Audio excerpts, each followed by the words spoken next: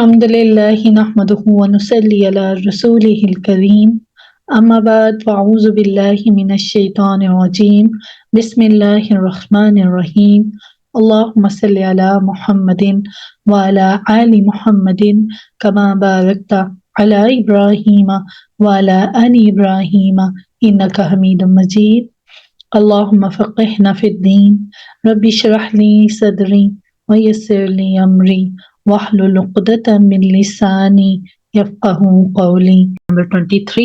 تو اگلی آیت میں محرمات ابدیہ کا بیان ہے کہ کن رشتوں میں نکاح کا معاملہ نہیں ہو سکتا، یعنی ایک مرد اپنی کن رشتہ دار خواتین سے شادی نہیں کر سکتا۔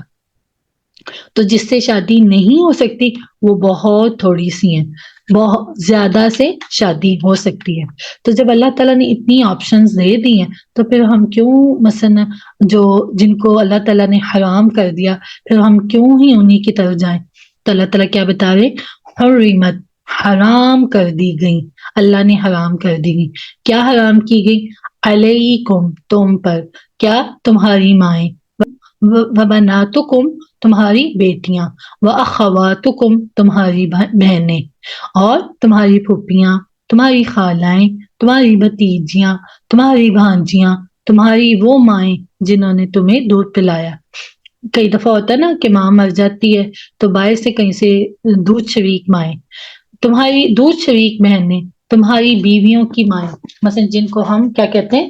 ساسو ماں کہتے ہیں، جو ساسیں ہیں، اور تمہاری ربائبیں جو تمہاری گودوں میں پلی بڑی ہیں، تمہاری ان عورتوں سے جن کے ساتھ تم نے مقاربت کی ہو، مثلا جن کے ساتھ جن کے ساتھ تم میاں بیوی کا معاملہ کر سکتے ہو۔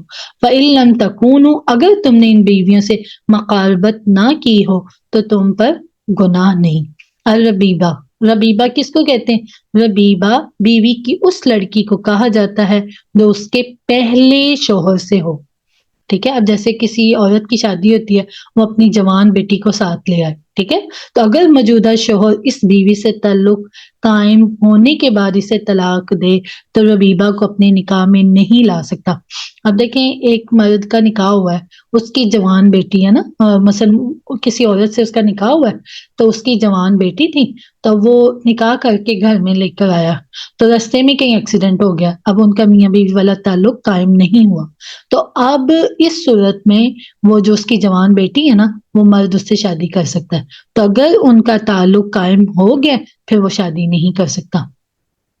کیسے اللہ سبحانہ تعالیٰ نے ہر بات جو ہمارے فائدے کی تھی کھول کے بیان کر دی ہے نا۔ ہم ہی آنکھوں کے اندھے ہیں، ہم نے کالی آنکھیں لگائی ہوئی ہیں، ہم ڈائجسٹ پڑھتے ہیں، اخبار جہاں پڑھتے ہیں، آپ کا اگلا ہفتہ کیسا رہے گا وہ پڑھتے ہیں، پھر انہی آنکھوں سے موویاں دیکھتے ہیں، لیکن جو حق ہے، جو اللہ تعالیٰ نے ہمارے لیے آیات بتائیں اس کو پڑھتے نہیں۔ اللہ ماشاء اللہ آپ لوگوں کی بات نہیں کر رہی، لیکن کتنے ایسے لوگ ہیں جن کو ابھی بھی اس کو سمجھنے کی، سیکھنے کی ضرورت ہے نا۔ لیکن اگر اس بیوی کے ساتھ تعلق زن شو قائم نہیں ہوا، اسے طلاق دے دیے، تو پھر ربیبہ کے ساتھ نکاح ہو سکتا ہے۔ فرمایا اگر تم نے ان بیویوں کے ساتھ مقاربت نہ کی ہو تو پھر انہیں چھوڑ کر ان کی لڑکیوں سے نکاح کر لینے میں تم پر کوئی گناہ نہیں۔ تمہارے ان بیٹوں کی بیویاں جو تمہاری صلب سے ہوں، ٹھیک ہے، اب جو بہویں ہیں ان کا ذکر آ رہا ہے، جن کو ہم بہویں کہتے ہیں، اپنے سلبی بیٹے کی بیوی سے نکاح حرام ہے۔ مثلا جو آپ کی بہو آ جاتی ہے نا تو اس سے نکاح حرام ہے۔ البتہ اپنے جو منہ بولا ہوتا ہے نا، جیسے کوئی لوگ اپنا بیٹا بنا لیتے ہیں کس سے، تو اس سے نکاح کر سکتے ہیں نا، اس میں کوئی حرج نہیں۔ جیسے اللہ کے نبی نے بھی اپنے منہ بولے بیٹے کی بیوی سے شادی کی تھی نا، تو وہ اللہ کے نبی کا سگا بیٹا نہیں تھا۔ تو یہ محرمات ابدیاں ہیں جن کے ساتھ کسی حال میں کسی وقت بھی شادی ہو ہی نہیں سکتی، مثلا نہیں ہو سکتی۔ اب چلے گا جو محرمات عارضی ہیں، جو ٹیمپریری کے لیے حرام ہے، وہ کون سی ہیں؟ اور یہ بھی تم پر حرام کر دیا گیا کہ تم ایک وقت میں دو بہنوں کو نکاح میں لاؤ، مثلا ایک ہی گھر سے دو بہنیں ایک وقت نکاح میں نہیں لائی جا سکتی، ایک کی ڈیتھ ہو گئی ہے پھر چھوٹی سے شادی ہو سکتی ہے۔